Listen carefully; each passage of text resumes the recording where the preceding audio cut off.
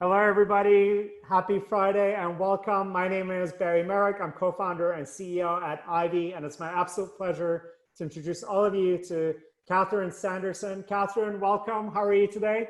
I'm good. I'm good. Delighted to talk to Ivy again. So glad to have you here. It's such a pleasure. And for everybody who's dialing in, just as a quick reminder and for some context, today we're going to be talking about why we act and how we can turn bystanders into moral rebels. The goal of our conversation today, for me, is the fact that this is an all-important question, reflecting on why so many decent people failed to do the right thing, and how can we train ourselves and our loved ones to do that. So Catherine is an incredible person to help lead us through this conversation. She is a professor of psychology at Amherst College. She was named one of the country's top 300 professors by the Princeton Review. And she recently published a book on this particular subject called Why We Act. So our conversation today is going to have three parts. In the first part, we're going to be reflecting on the science and research of why some people act when most people don't, and what we can learn from that. From there, we're going to focus on how we can be better, more morally courageous leaders ourselves, and even more importantly, how we can encourage our loved ones and colleagues to do the same. And then the final and third part of our conversation is going to be focused on Q&A with everybody who's participating live today. So I encourage you to listen actively and also make this conversation your own. So if you are thinking about any moral quandaries, any big questions you have about the subject, please type them in the Q&A box. And throughout our conversation, we'll be keeping a close eye on those and weaving them in as we go, even before we get to audience Q&A. So Catherine, welcome once again. To kick us off, I want to ask you, of all the subjects in psychology and the world at large, what led you to focus on this particular subject to write your book on? Why do you believe it's so important, and what do you think is at stake here? So thanks for that question. And I want to start by acknowledging that I've spoken to Ivy before, including digitally, including live. And so some people may be remembering me from a talk on the science of happiness. And so I had written a book, The Positive Shift, that really looked at happiness and health. And after I'd finished that book and was out, promoting it and doing interviews and stuff, my oldest son started college, and 2 weeks after he began his freshman year, he called me one night and said, "Mom, a kid died in my dorm last night." And the story is one that is all too familiar for all of us. The student was 19 years old. He'd been drinking. He fell and hit his head. And a group of his friends watched over him because they wanted to make sure he was okay. So they checked to make sure he was still breathing. They put him in bed with a backpack strapped around his shoulders to make sure he wouldn't roll onto his back and vomit and choke to death. So they were super concerned to make sure he was okay. And yet they didn't call 911 for 19 hours. And when they finally called, it was too late. And his parents, flew in from out of town, and they were with him when they disconnected him from life support.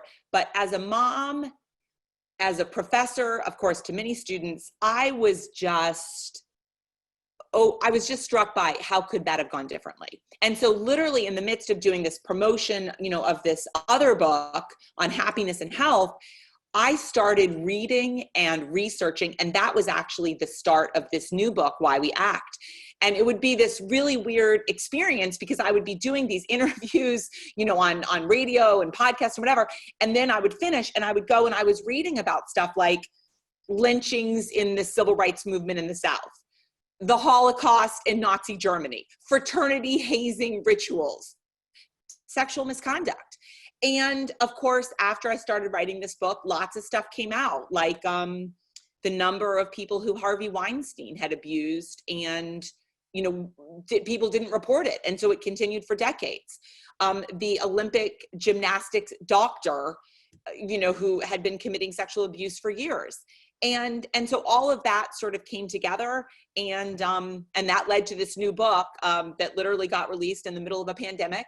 And of course, is on a different topic, but of course is very related to what we're talking about, these days in terms of how do people speak up to offensive language and discriminatory behavior in their, family life, work life, professional life, and so on. Absolutely. I appreciate you sharing the background. And of course, this is an incredibly timely topic at the moment. I want to share with you also from my perspective, like why I have always found this topic really interesting. Truly, when I first learned about the Milgram experiments in college, it was mind-blowing that 90% of people, good, normal people, would actually push someone all the way to their death just because they were told to. But what struck me even more was the fact that 10% or so of people who were 90% failed, they would do the right thing. That blew me away. Similarly, stories from the Holocaust where like no one would open their doors to people fleeing, in a street with hundreds of family, like units, but then someone will let them in. I've always wondered what lets those people do that. And on this conversation, we have an incredible group of leaders. We've got, incredible emerging leaders, incredible CEOs, YPOers. I really want you to kind of share with us, to set the context. What does the science say? Like how much of that moral courage is inbuilt? Some people just like in the face of all odds, they're just wired that way. And how much of it is actually nurture and training and just values that are ingrained in people? Yeah, so I love that question. And I will say, as someone who also, grew up learning about the Milgram experiment and so on, the field of psychology, my field, has by and large focused on what the majority of people do. So the majority of people in the Milgram study deliver all the way to 450 volts. The majority of people don't stand up. And that is absolutely what the field of psychology is focused on. And I actually devote an entire chapter in my book to people who don't. So people who are actually doing, what you're describing here, the people who don't, because that topic within psychology has really not been a focus. I think there's a little bit of focus now on it. There's a really exciting paper coming out soon from researchers at Princeton, but it's been largely ignored. So to answer your question, and what's fascinating is that you see common traits of people who speak up. And I actually published a piece yesterday, if people are interested in this topic, in something called The Conversation. And here's how I started it, which I think will be interesting to your audience. What do Mitt Romney, Ashley Judd, and the Theranos whistleblowers have in common? Okay, Mitt Romney, Ashley Judd, the Theranos whistleblowers. And that's what they have in common. They are the moral rebels, because what you see time and time again is that people who stand up and say, whoa, whoa, whoa, this is not good, they share some common traits. And what's interesting about those examples is they're really different, right? So Mitt Romney became the only Republican senator to call for impeachment of Donald Trump, becoming the first senator in US history to vote for impeachment of a president of their party. Ashley Judd reported on Harvey Weinstein, even when by all accounts it was costing her parts. It was dramatically hurting her career. The Theranos whistleblowers, as I'm sure your audience knows well, they were absolutely threatened. You will never work in this field again. You will be unemployable. We will sue you. We will take your family's homes. This will be a giant problem. And yet all of those people stood up and said something. So to answer your question, who are they? So a couple things that we know. One, they tend to be pretty self-confident. So they feel pretty good about themselves, but they don't just feel like good about themselves. They also feel sort of like a moral obligation that what they're doing is right, what they're doing is just, and they should in fact do that thing.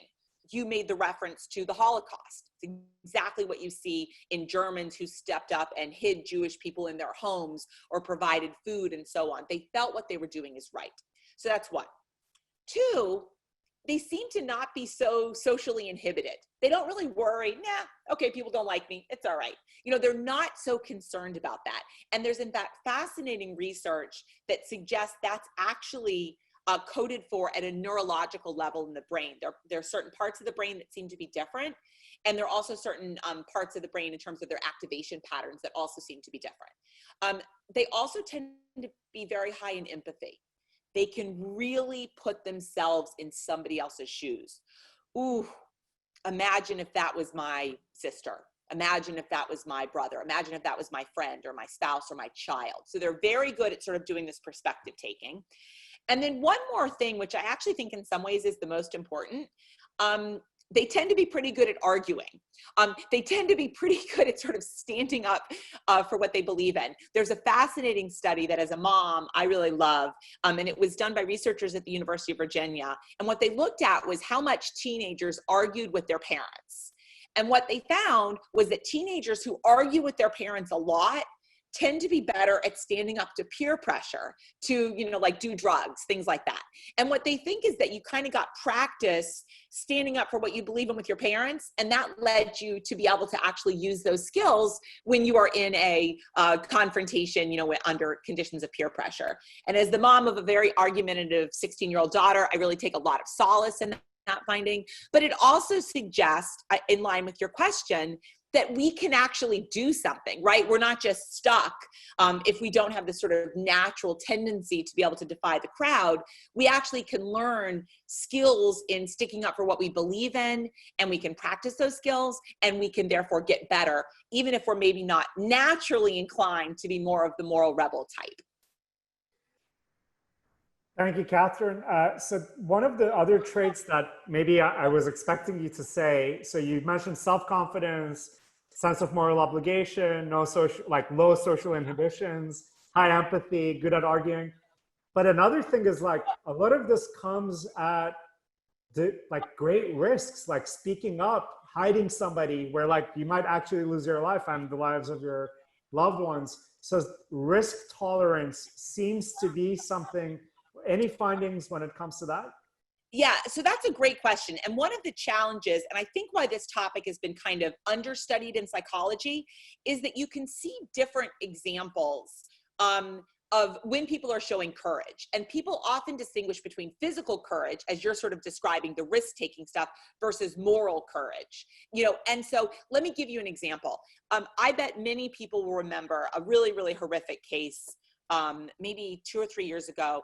There was a man on a bus or a train, I think it was a train in Portland, Oregon, and he was yelling racial slurs at 2 young women. One of the women was Black and one was Muslim, wearing a hijab. And he was yelling racist slurs at them. And 3 men on the train stood up and said, stop it, stop doing that, stop taunting those young women. And he pulled out a knife and stabbed them. And 2 of those men died. And so that's a case where they did exactly what you'd want them to do, right? You'd want them to stand up and do that. But they paid a tremendous cost for doing so. And so one of the challenges is trying to distinguish between which situations are risky in terms of like, might you lose your life, jumping in and, saving somebody from a burning car, or even in that case, standing up to racial violence. But I'll give you another example. And this actually struck home to me maybe 2 months ago, sort of late March. I live in Massachusetts. I have a friend who has a daughter who is Asian. The daughter is living and working in Boston. She's like 21, 22 years old, recently graduated from college. She was on a bus in Boston mid-March, so sort of right around when the coronavirus thing was starting to be pretty known and places were sort of shutting down.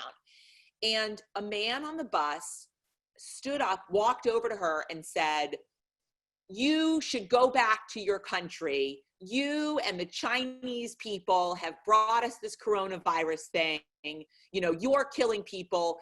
Get out of the United States. Okay, so this is a 21, 22-year-old young woman. But her mom called to tell me that story. And here's what her mom said.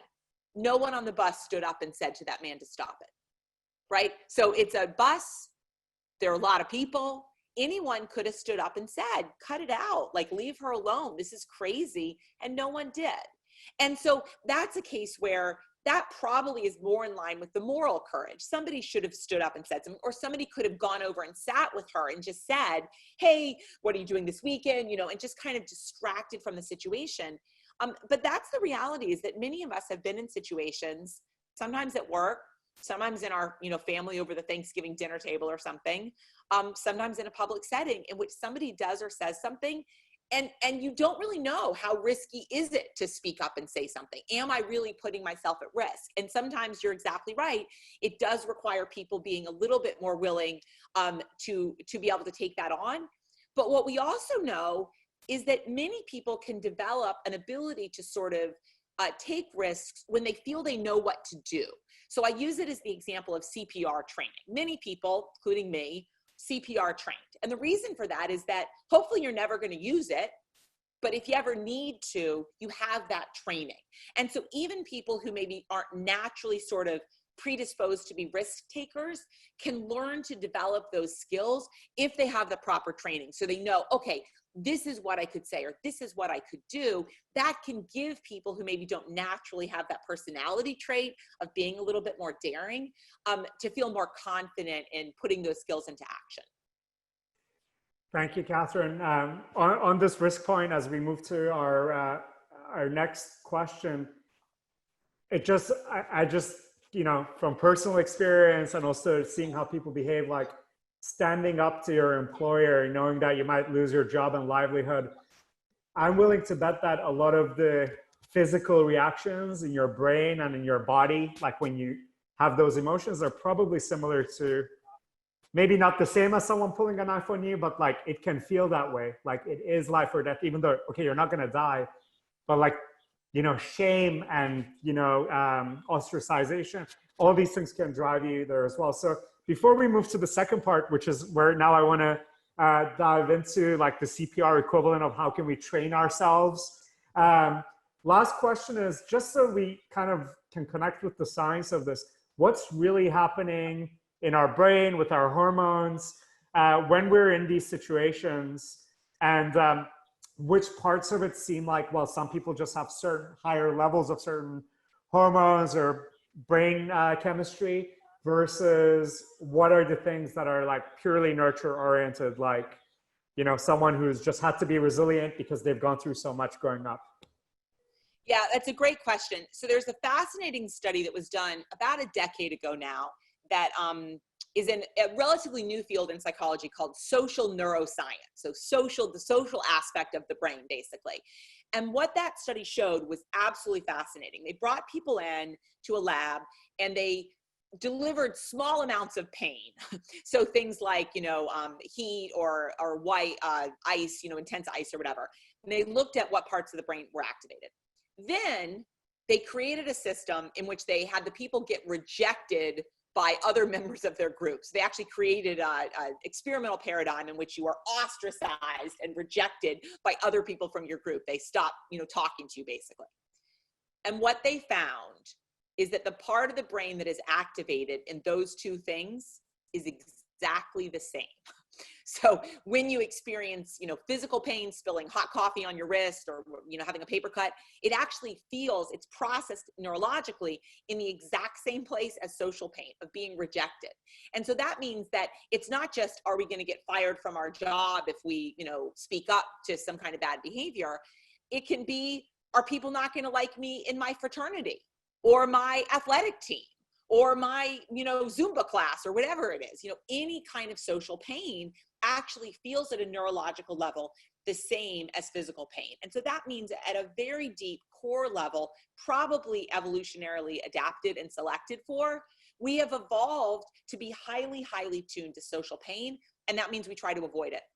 And that's probably normal and human and socially advantageous, because normally, of course, it's good to fit in with our group. It's good to be a part of our group. We survive in groups, et cetera. And so we're all probably pre-wired to want to fit in. Now, there may be individual differences in how much we prioritize that, but at a very human level, we all are motivated to try to fit in with our group. When I first learned about the Milgram experiments, my completely not research-based reaction to why like 1 out of 10 people might stand up, my thought was, maybe in an evolutionary way, we've evolved such that, 9 out of 10 will go along to keep, a group together. But 1 out of 10 will like strike out on their own and create like other options. And it felt like maybe, 1 out of 10 people are like genetically predisposed to be the rebels and they just don't care what the norms are. But based on your book, Even if that is the case or not, there are things that we can all do to make it more likely that we do have moral courage when it matters. For everybody who's listening live, this is like one of the points where I just want to underline and shake people up a little bit. Based on what Catherine is about to tell us, if we actually take that to heart and really follow what she's saying, we may end up saving lives and more by doing that. So like, it's one of those things where like, yeah, we're on a lot of conversations these days, but this particular next step, I'm particularly excited to learn. So Catherine, what are the things we can do to bolster our moral courage? First of all, individually, and then from there, we can move on to how we can kind of galvanize others to do the same. Yeah. All right. So I'm going to take you a step back first. And I'm taking you a step back only because I think it's super important for people to understand why people don't act. Because part of how you develop the skills to act is understanding what inhibits you. And so you and I have talked a lot about the consequences, social rejection, fear of getting fired, whatever. But there are two other really important factors, and understanding these factors helps people not fall prey to these biases when they're in this situation. So understanding the psychology is really important. So one factor is that in many cases, emergencies are kind of ambiguous. We're not really sure what's going on. And this is one of the things that I think it makes people very, very reluctant to take action because they don't want to be wrong. And so what do we do when we're in a situation and we're not really sure what's going on? We look to other people. We're like, well, what are other people doing? But the challenge is if everybody is looking to everybody else, it's like the blind leading the blind. No one is actually getting help because we're just looking to everybody else. Here's what's fascinating. Overwhelmingly, what people do is they look to other people's behavior and they assume that other people's behavior reflects what they're really and truly thinking and feeling, even when they know their own behavior does not. Let me give you a very simple example. I bet everybody on this webinar has been in a situation in which you're in a class in college and the professor has said, are there any questions? And you've had a question, but you've chosen not to raise your hand. So you know why you're not going to raise your hand. You're not going to raise your hand because you don't want to look stupid. And so you're like, I don't want to look stupid. So you know why. And then you look around to everybody else and no one else is raising their hand. And you're not like, oh, they don't want to look stupid. No, you're like, they're all smart. It's just me. And so that's a classic illustration. You're not raising your hand and you know why. You don't want to look stupid. And everybody else around you is also not raising their hand. And you assume it's because they're smart and not that they're driven by the same behavior as you. And so one of the most important things I think for us to recognize is that in many cases, you are actually thinking and feeling what everybody else is thinking and feeling. But we don't understand that. We think that our own feelings are unique. I describe a story in my book, which I think really illustrates this. One of my students, super smart, really good kid, played on the basketball team at Amherst. One day he's sitting in my office and we're sort of talking about, this psychology. And he says, every day when I'm sitting in the locker room, someone says something offensive. And sometimes I speak up, but sometimes I don't. And so what was fascinating to me about that point was A, he's going to acknowledge to me, his female professor, that every day somebody says something offensive. But two, I bet every time someone says something offensive, I bet there are lots of other kids in that room also saying, that's really offensive. But none of them want to speak up and say, that's really offensive. And so to me, that's a perfect example of illustrating, if you think something's offensive or biased or problematic, there are probably a lot of other people thinking the same thing. So understanding that psychology is really important. Two, so one factor is we got to understand it. Two, we got to understand that in many situations, we don't feel like it's our responsibility to take action. But if no one takes action, no one gets help. And that's the other factor. We've all heard about the bystander effect and people's inhibition in a group setting, because in a group setting, well, I don't really have to help. Someone else can help. And that's, of course, why students often don't like group projects, because they worry about being taken advantage of when everybody else is, going to slack off. But in an emergency situation, it can lead lots of people in a group to not feel responsible. All right, now I'm going to answer your question. So what can we do? So I think one really important thing that we can do is to try to foster empathy. Many people say, well, I would have stepped up, but I don't really know that person or whatever. Trying to develop a sense of empathy. How would you feel if it was your friend or sister or daughter on that bus in Boston and no one stepped up in that case? After that kid died in my son's dorm, all I could think of was, as a mom, could it have gone differently if one kid had said, I'm going to call 911 right after the accident happened? Would that kid be alive today? And so I think trying to develop a sense of empathy, how would we feel if we were in a setting and no one stood up for us? And I think that's really important. So developing empathy is really important. Two, we're a lot braver when we're with someone else. So another piece of advice I give is find a friend. It's a lot easier to speak up if you have somebody else who is sharing your view, etc. And so say to somebody, a friend, a colleague, a fraternity brother, a teammate, whatever, hey, I'm kind of bothered when somebody does whatever, do you feel like that as well? Because going with somebody else to report on bad behavior is far easier. So I think finding a friend is really important. Three, I think it's really important to practice skills. So when you are CPR trained, you have to get newly trained every year or two. And the reason for that is the assumption is if you got CPR trained a decade ago, you're probably not really so good at doing it. So having a set of things that you can say if you're in a meeting or at the Thanksgiving dinner table or some other situation where you're actually the person who knows what to do. As I've talked about this book again and again, I've done interviews and, with journalists and podcasts and so on. Every time I do this talk, someone emails me afterwards or says to me, I'm still haunted by the time. And then they tell me a story. I was in a hotel ballroom. I was at a restaurant. I was at an airport, and they saw something and they know they should have stepped up and they didn't. And it's haunted them. And so I think part of the reason for talking about this topic is to give people a chance to learn and develop and practice skills so that when you're in a situation, you don't come up with the perfect response 48 hours later, but that you know what to do if you're in this situation and you have some strategies. And so another thing is learning some strategies, practice them, put them into use, and we can all learn to become moral rebels, to show a little bit more moral courage, as long as we are willing to develop some skills for doing so. I appreciate you sharing that, Catherine. So let's dive into that last point a bit deeper. So what are the skills? What are the strategies?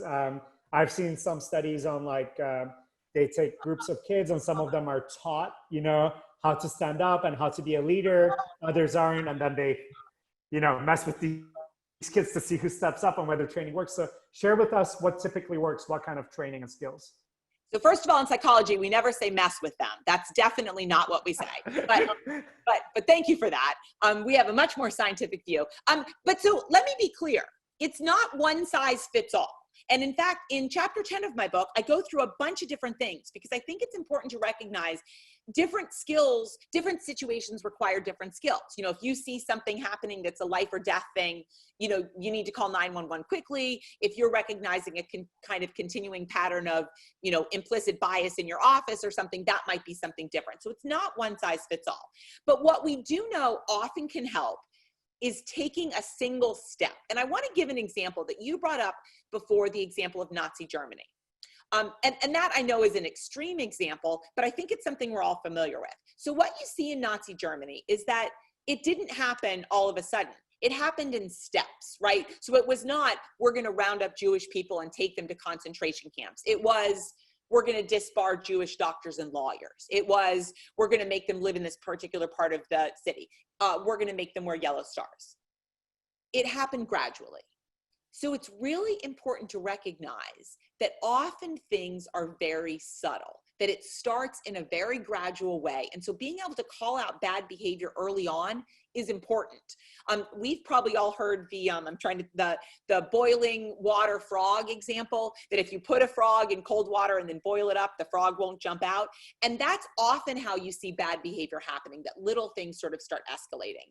And each sort of individual time, people are like, well, I don't know if that's that big a deal, or well, I don't know if that's that big a deal. So being able to recognize sort of early on that there's bad behavior and calling it out is important. And that's why it's important not to let things escalate, which of course is why people obeyed so much in the Milgram experiment. It was an escalation. But the other thing that I think is really important, and why I was so happy to have this call with you today, is that we also see that good behavior can happen gradually. And I want to give an example that probably many people will recognize. I think it was about 10 days ago, there was the Blackout Tuesday, and people put, black boxes on, their social media accounts, on Instagram and so on. And what was fascinating is there was some backlash to that. The New York Times did a big piece on posting a black square, is not an adequate, response to, systemic racism in our society. And what I thought was so important is that for some people, posting that black square was actually taking a step towards becoming an anti-racist, that it was actually saying publicly on social media, I care about this. And for people who have not typically identified themselves as supporting the Black Lives Matter or other kinds of things, that was a big step. And so what I think is important to recognize is that we can all take little steps. We can all take little steps, and that can be easier. When you look at people who helped in the Holocaust, often they didn't start by hiding Jewish people. Often they started by giving Jewish people food, by giving them their identity papers, by doing small things. So I think it's important to recognize that you don't have to become all of a sudden, the person who is, front and center of the police protests, in Central Park. You can actually take little steps towards making a difference in some way, whether that's posting the square on social media, whether that's donating money, whether that's, signing a petition, and so on. I think we also know that it's really clear that social change can happen. And I actually think we're actually in the middle of this social change right now. I give an example in the very last part of my book. And, I'm older than you, I think, Barry, but maybe not than some people watching. But when I went to college, I graduated from college in 1990. If you had told me there would be a gay man who is a viable contender to be president of the United States, I would have said, no way, that is not possible in my lifetime. And we've seen a dramatic change in terms of the legalization of gay marriage. And so to me, that's the same way, that what we see with social change is it often happens in very small steps, and then all of a sudden there's this big shift. And so what we learn in psychology about becoming a moral rebel, shifting these norms, is a lot of things. Developing greater empathy, taking a single small step in the right direction, calling out bad behavior, even when it's kind of subtle or small. Those are all things that can help us learn what to do and to have the courage to step up in the moment. Practicing these little steps is really important. Thank you, Catherine. That's like a very practical call to action there, right? It's basically, you don't need to go to zero to hero. It's just like calling things out early on, but also taking even the smallest steps. It can lead to a big change. Let's, since you mentioned the Black Lives Matter movement, and clearly this is, the number one priority for a lot of people in terms of social change they want to see. Let's take the murder of George Floyd as a case study example here. I know you wrote a recent op-ed on this also, but just to put a lot of what you're saying into very practical present day context. When you look at a situation like that, right? Someone on the ground being killed by somebody else whose colleagues are watching, and then there's bystanders, Black bystanders and non-Black bystanders. Walk us through like what actually took place there and how it could have played out differently if those people were trained differently or acted differently, so that we can, kind of really connect your teachings here to something that's so important to all of us today. Yeah, so that case, of course, is just, the video, the whole situation. And if people haven't read my op-ed, if you Google me, I co-wrote an op-ed in USA Today a couple weeks ago. It was co-written with Cornell Brooks, who is the former president of the NAACP and just, really a hero, frankly. But and what he and I talk about is the role of the bystanders, because when I saw that video, what actually struck me was not the officer doing the bad behavior, putting his knee on George Floyd's neck. What struck me was his colleagues. Because honestly, if his colleagues had have said, stop it, get off, I'm going to report you, I'm going to pull you off, George Floyd would be alive today. And although the police situation is a very, very specific and clearly, in some cases, problematic group, I think it's important to recognize that police officers are groups just like all the other kinds of groups that we have in our society. Groups in the workplace, groups on athletic teams, groups in fraternities. And what we know is that group norms can change. And so there's been a lot of focus on, implicit bias training and, should police officers have college degrees and, so on. And all of those might be good and practical solutions. But I got to be honest, where I come in is really different, because where I come in is, we got to change the police culture, the same as we have to change other kinds of cultures.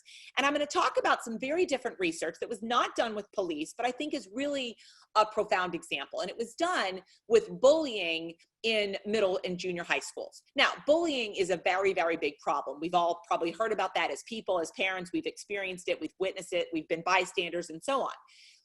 Many programs have been implemented in schools where they go in and they're like, we're going to do an anti-bullying training, and we're going to learn how not to be bullies and how to be upstanders and so on. Nah, it's kind of moderately effective. It's often not that effective. What this really important research study did was they didn't train all the kids. They chose 10% of the kids, the sort of popular kids in the school, the sort of social influencers in a sense. They took those 10% and they trained those kids on how you can create a kinder, gentler, nicer school environment. They trained those kids intently, then they sent them out into the schools. And what they found was that rates of bullying dropped substantially. So what's so important about that study is it tells us you don't have to train everybody. You don't have to train everybody in a sports team or a fraternity or a police department or your office or whatever. What you have to do is train the right people and then get them to model that behavior. And what I think is so important in that finding is that you can actually change police culture. And Cornell Brooks and I wrote this op-ed to illustrate there's a program called EPIC. Ethical policing is courageous. Ethical policing is courageous. And it's been implemented in lots of departments. In fact, I'm excited to announce that Boston Police Department, within the last 2 weeks, has decided to adopt EPIC. But it started in New Orleans, and I may well be dating myself to some of your listeners now, but this EPIC training started after the Rodney King trial in Los Angeles. If you have no idea what I'm talking about, Google it. But that was a really famous, one of the first examples of police brutality caught on videotape. That led to some substantial concern about police brutality against Black people in particular. And so what I think is so hopeful is that you can train people, but you can also train the right people and shift the whole culture. Because the reality is, if you've got some bad apples in your office, in your school, in your fraternity, in your police department, it doesn't matter. If you have a lot of good apples who are going to say, stop it, cut it out, stop doing that. And to me, that's what's so important. Now, I know a lot of your listeners are CEOs, are people who are in pretty high up positions in companies and organizations. And what I think is so important is that ethical leadership starts from the top and actually pervades down the entire organization. New Orleans fired their prior police chief, put in a police chief to adopt the EPIC program. And what you see time and time again is that ethical leadership starts at the top. And so that's a wonderful way in which people can actually make a change by demonstrating very profoundly and very importantly what is expected. I'm going to share one tiny story, which I think will be amusing, but also really illustrates this point. I was teaching an intro to psychology class a few years ago, and I had a bunch of football players in the class who came every time, but they never spoke. They never talked. And so it was a discussion class, and it was really kind of a bummer because I think it was 5 guys all sat together. They were kind of big. They never said anything. And it sort of was setting a really bad model for the rest of the class. And I tried everything I could do. I was totally ineffective. So then I emailed the police, the football coach, EJ Mills at Amherst. And I said, Coach Mills, I got a bunch of your guys in my class and none of them were talking and it's really kind of a bummer. Can you help me? He emailed me back, said, what are their names? I told him their names. 2 minutes later, an email went out to all of them, CC'd to me, and it says, anyone who doesn't talk in Professor Sanderson's class next week doesn't play on Saturday. And you know what? That problem was solved. Those guys spoke regularly and attentively at all times from then on. And that to me is just a really simple example. You know, I wasn't their leader. The coach was their leader, but as soon as he stepped in and said, this is what's expected, things actually changed. And that's the power of ethical leadership. Thank you, Catherine. Brilliant example. So just my key takeaways from what you just shared, one is, you know, having the more influential people in the group deciding on a certain set of behaviors, that has a massive influence. And then the top down, like the person in charge, like encouraging certain behavior certainly helps. So what I want to do, we've got some amazing group questions, audience questions. So I'm going to start weaving them in. And just going off of what you just shared, Charles Windsor asks, what about the bystander or the person filming the act? Why weren't they asking him to stop, right? So what you talked about, just now I'm expanding from what Charles said. Okay, you gave us an example about smaller groups or identifiable groups, but then there's society at large. Who is, like, is it the same? Is it about the boss, like the president or the prime minister? And is it about the popular, the influencers that imbue it? What other kind of societal interventions can there be? And just to throw in one more thing in there, we all know that compared to historical times, the amount of maybe religion in people's lives is less now, right? And someone asked a great question here about moral relativism. In a past where like everybody was like, if you do that, you're going to hell and like we will all ostracize you, versus now it's like, hey, I believe what I believe, you believe what you believe. So in summary, I'm asking you, what can we do at a societal level to like, as this like national groups or global citizenry to become better altogether? Yeah, so that's of course like 14 questions. And apologies. Yeah. So thank you for those questions. I also just want to say, I don't know if people get my email, but if you Google me, Catherine Sanderson, my email comes up very regularly. And if anybody has a question that I don't fully answer, we don't have time for, it's totally fine to email me, you know, privately and ask me a question. So Google me and I'll come up. In terms of those questions, there's so many different ways, and this is what's exciting. There's so many different ways in which people can intervene in the face of bad behavior. So the example of the person who's videoing it, yeah, the person who's videoing it, in fact, could have been calling 911. Right? Could have been saying, we need to do something. Could have been saying to people around them, hey, why don't we go in and do X? Especially if they were white, right? Especially if they were white in that case. And the challenge is, social media is sort of both a blessing and a curse. So we know what happened in the George Floyd case because people videoed, but there are also lots of cases in which videos let people say that they're doing something even when they're not. There's a case that I describe in my book about people literally like videoing a man who was on a high floor in a building in San Francisco, and people were like videoing whether or not he was going to jump. Like that's just horrible. I'm struck by that the scene that we can all remember of that the man being viciously dragged off the United Airlines flight that was overbooked, and bumping his head on the seat and breaking into the stuff. And we know that because everybody held up their cell phones and videotaped that instead of saying like, stop dragging that man off the plane. And so I think part of the case is that if there are situations in which it's possible for people to step up and act, it's really important for people to do so. And now, I wasn't in Minneapolis the night of George Floyd's death. I can't imagine, whether people would have felt maybe they're putting their life at risk by stepping up. But certainly, a slew of people calling 911, a slew of people trying to drag, officers off or pleading with the other officers to step up, I think might have been useful in that case. I think the role of religion is really complicated. And I talk about this in my book in two different ways. One, we can actually see lots of examples in which members of religious groups have protected other members of their religious groups. I mean, so, you know, I'm doing this call from Massachusetts, and, you know, the case illustrated in the Spotlight movie of the Catholic priest for years just being passed around from parish to parish. There are lots of examples of people within a religious community protecting people in the religious community and not stepping up. But we can also see examples in which religion has led people to say, wait, I need to step up and do something. That's particularly true when you have religious leaders stepping up.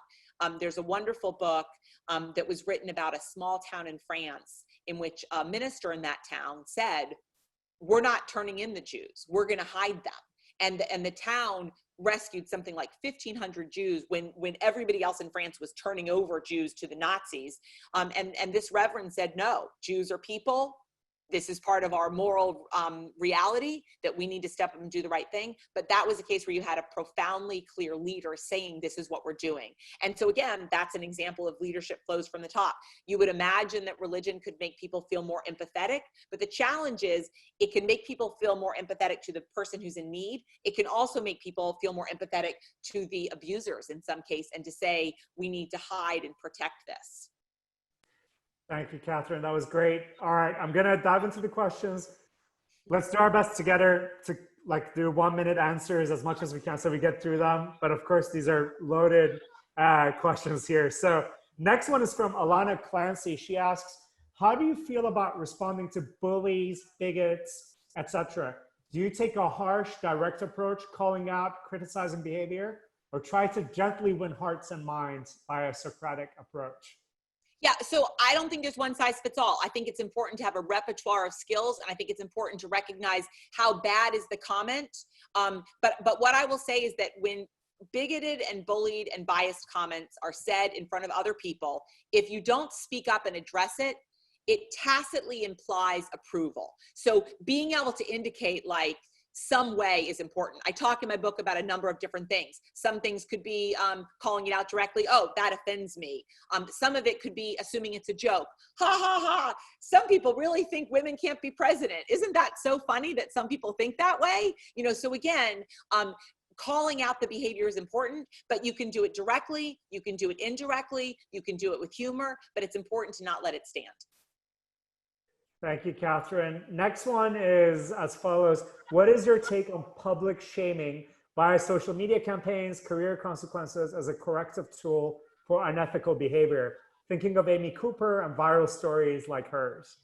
Yeah, I gotta be honest, I'm super uncomfortable with that. And I'm super uncomfortable with that because I actually think that it can inhibit people from stepping up and doing the right thing because they can be fearful, oh, this is gonna, you know, cost me my job, my dog, my, you know, whatever. So I gotta be honest, I think I am uncomfortable when I see those examples because I think it can also lead people to become more entrenched and to be more scared of speaking up because the consequences of misjudging something can just be so severe right now if you happen to say or do the wrong thing, and it makes me feel a little hesitant, as I think actually the birder in Central Park has said he's been uncomfortable by the degree to which, you know, Amy Cooper has experienced pretty severe consequences.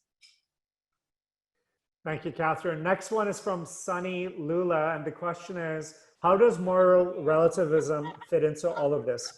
Some people find the behavior abhorrent and want to rebel, while to the others in the same group, the behavior is a mild annoyance or indeed acceptable. How does the group reconcile? Of course, this is purely hypothetical. Yeah, so here's what's so important is that moral rebels are people who are willing to speak up and defy the group in some way. What's important to recognize is that in different groups, that could be making a different statement. So you could be part of a very pro-life family in which being pro-choice and making that opinion is sort of daring and out there, but you could actually be the reverse. You could be the opposite in terms of that way. You could be the lone Democrat in a sea of Republicans. You could be the lone Republican in a sea of Democrats. The key thing about moral rebels is that what they're able to do is to speak up during times in which normally they would stay silent. So I'm a professor at a, really liberal college in Western Mass. And occasionally there'll be things that are said in meetings in which I'm even like, whoa, that's a little extreme in terms of these views. And even though I know this research and talk about this research, I can feel hesitant about speaking up. And so the key thing is that being able to speak up, to voice your view, isn't about the specific, moral principle or whatever. It's simply about being able to speak up when the opinion does not seem popular or easy and you fear some kind of consequence. Thank you, Catherine. Next one is from Herman Weiss. The question is, hasn't society changed significantly, diluting the clearness of recognizing doing the right thing or the opposite, and younger generations are not being able to learn it or not as easily? That's his question. And then just my kind of a follow-up to that is, or an expansion, what do you think of works like Steven Pinker that actually show that over time, we're becoming a lot more higher empathy and kinder to each other compared to the brutalities of the past? How do you see the societal trends when it comes to this topic? Yeah, so what I think is really interesting is that you can really see social norms shifting dramatically. I mean, social norms of social distancing or wearing a mask or so on. We talked before about the example of legalization of gay marriage. I think certainly we're seeing the protests now are including not just Black people, as Black Lives Matter protests historically have, but now there are lots of whites who are now joining those protests and understanding. And so I think that's a way in which you see the real shift. I think the challenge, though, is that there's also lots of research suggesting that society is becoming more narcissistic. There have been studies done at high school and college graduations in which every time they do the study, people are actually higher in narcissism, which I think is sort of, the selfie generation and so on. And so I think it's a little bit of a double-edged sword in terms of how much are we really changing. And I also think, and this actually relates to the question earlier, the presence of social media is really a double-edged sword, because I also think people now really worry, oh my gosh, if I do or say the right thing, is it going to be broadcast in some major way? And so it's, again, I think it's very, very challenging to see. I'm not quite as optimistic that we're on this big upswing. Social norms can change. I hope that's the right direction. I'm not totally confident that we're becoming a better society quite yet. Excellent, thank you. Next one is from Armando Beltran, who asks, can you please share how social movements form? What are the steps observed in research or experiments? Any practical advice if we feel strongly about a topic and want to initiate something that takes a life of its own through society? Yeah, I love that question. So what's fascinating is that there's a tipping point, which is about 25% of people in a given group or culture or society can actually shift the norm. So it doesn't have to be a majority. It doesn't have to be 51 or 75. 25% of people, especially if they're the right people, can tilt a norm. And I think that's really important to recognize. I also think, and this kind of goes back in line with our conversation about wanting to fit in, research shows that we are more convinced by what other people think than what we should do. Fascinating study done in hotel rooms trying to get people to reuse towels.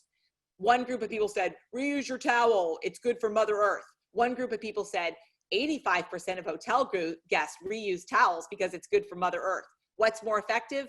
Thinking 85% of people do something, not Mother Earth. And so you can get lots of change, like people voting more, recycling more, whatever, not by telling them you should vote, it's a responsibility, it's good to be an American or whatever, by telling people everyone around you does it. That's a way in which you get real change. Thank you, Catherine. Just grouping a couple of questions here. So many of us are going to have the opportunity to spend some time with loved ones or friends this weekend, maybe digitally, sometimes in person. And then next week, we're going to be, most of us will be back at work in our organizations. Can you give us very practical next steps as far as like what we can do? Most of us are not professionals in training people to have moral courage, but we are leaders. We get people to do all kinds of things. So how can we get our loved ones to have this mindset more? And how can we get our colleagues in our organizations, whether they're subordinates, peers, or superiors? Yeah, so I think one of the most important things, and why I wrote the book and why I love this conversation, talking about the psychology that inhibits action. talking about our tendency to misperceive what's going on, to look to other people, helps people understand that they're not alone. So talking about that psychology is important. It's also really important to call out things if you see them, because especially if you're in a leadership position, it's really important to recognize that people are looking to you for what your words are and what your actions are. And so we all have a responsibility that way of speaking up when we identify something and modeling that kind of behavior. Silence overwhelmingly conveys agreement, just like that kid in the basketball locker room. So speaking up, even if you don't have the right words, saying, this kind of makes me uncomfortable, or, oh, I don't know, or, you know, actually, I kind of disagree. Being able to start those conversations, even if it doesn't feel real comfortable initially, is really, really important. Thanks so much, Catherine. As we have only a couple minutes left, want to ask you specifically, how did you structure your book? What can we hope to find in it? What are the different ways in which we can engage with you to support your work and to spread the word? And then if you have a final piece of wisdom that you'd like to leave us with, we'd love to hear that too. Great, super. And I will say, so my book is called, in the United States, Why We Act, Turning Bystanders into Moral Rebels. If you're watching this and you are not in the United States, it's actually published, I have a different publisher, and it's called The Bystander Effect, The Psychology of Courage and Inaction. You can find me everywhere. I have a website, sandersonspeaking.com. I talk and write about issues of moral courage very regularly for lots of different outlets and lots of different groups, so look me up. And I'm on Instagram at Sanderson Speaking. I'm on Twitter at Sanderson Speaks. But my final piece is actually relates to what I wanted the book to be called and lost, which is how I've always had every book title get chosen, which was I had an idea and I lose. And this is what I went in with wanting to call the book. The Appalling Silence of the Good People, which is a quote by Martin Luther King. So the appalling silence of the good people.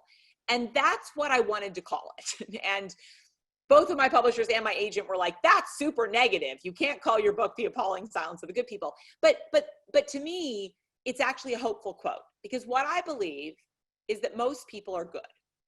Most people are good. Most people listening to this. And that's most people in schools. That's most people in police departments and so on. But they're appallingly silent and good. And that appalling silence lets the bad behavior continue. And so what my book does is the first 5 chapters lay out the psychology of why people don't act and stay silent, all the things that we've talked about on this call. Chapter 6 talks specifically about bullying in schools. Chapter 7 talks specifically about sexual misconduct in college. Chapter 8 talks specifically about corporate misconduct in all sorts of environments, from Enron to Theranos to Congress to police departments. Chapter 9 talks about who are the moral rebels and how can you become one. And chapter 10 is my favorite. And it talks about what we all can do in our daily lives. Simple, easy strategies that we can use. And I talk about the book lots of different situations. And what people say overwhelmingly is that this should be mandatory for every high school and college student and every employee in a new organization. Because frankly, we are all good people, but many of us don't have the skills and strategies to be the moral rebels. And yet we can all become more courageous. And that way we can still be good people, but not appallingly silent good people. I want to thank you, Catherine, for galvanizing us to break the silence so that whenever we're in that situation that challenges us on our beliefs, on what's our sense of what's right, by hearing from you today, I think all of us are nudged in the right direction to be more likely to speak up and to encourage others to speak up. I also loved what you said about the fact that it's much easier to stand up if you have a friend to do it with, if you have and so, you know, when you speak up, probably other people will come along with you. So if we want to make a big change, if we're leaders in organizations or in our communities, just by speaking up and taking, even if it's small steps, showing that we're willing to do something about it, will likely galvanize everybody else who are thinking the same as us, but staying silent. So thank you for pushing us in the right direction, Catherine. I really appreciate it, and we're all grateful. Thank you for this opportunity to talk. My pleasure. And thank you, everybody, for joining us today. Hope that this was valuable, and I hope you all have a wonderful weekend. Take care, everyone, and thank you again, Catherine. Be well.